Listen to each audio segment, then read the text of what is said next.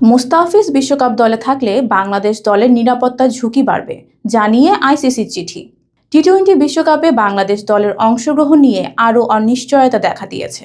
ভারতে গেলে বাংলাদেশ যে ধরনের নিরাপত্তা শঙ্কায় পড়তে পারে তা উল্লেখ করে সম্প্রতি আইসিসির নিরাপত্তা বিভাগ থেকে একটি চিঠি দেওয়া হয়েছে বাংলাদেশ ক্রিকেট বোর্ডকে।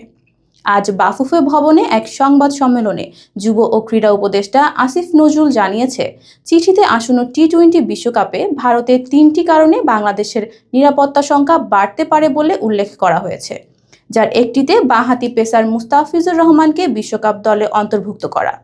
ক্রীড়া উপদেষ্টা জানিয়েছে, মুস্তাফিজ দলে থাকলে তা দলের নিরাপত্তা ঝুঁকি বাড়িয়ে দেবে বলে চিঠিতে জানানো হয়েছে।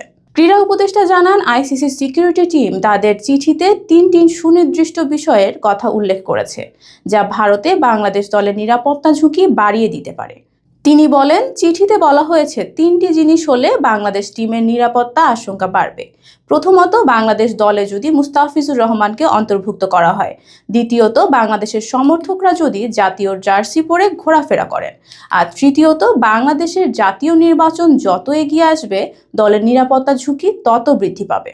আইসিসির এমন বক্তব্যকে উদ্ভট ও অযৌক্তিক আখ্যা দিয়ে উপদেষ্টা বলেন, আইসিসি যদি আশা করে আমরা আমাদের শ্রেষ্ঠ বোলারকে বাদ দিয়ে দল গড়ব, সমর্থকরা জার্সি পরতে পারবে না আর খেলার জন্য নির্বাচন পিছিয়ে দেব, তবে এর চেয়ে অবাস্তব প্রত্যাশা আর হতে পারে না। আইসিসির এমন বক্তব্যকে উদ্ভট ও অযৌক্তিক আখ্যা দিয়ে উপদেষ্টা বলেন, আইসিসি যদি আশা করে আমরা আমাদের শ্রেষ্ঠ বোলারকে বাদ দিয়ে দল গড়ব, সমর্থকরা জার্সি পরতে পারবে না আর খেলার জন্য নির্বাচন পিছিয়ে দেব, তবে এর চেয়ে অবাস্তব প্রত্যাশা আর হতে পারে না।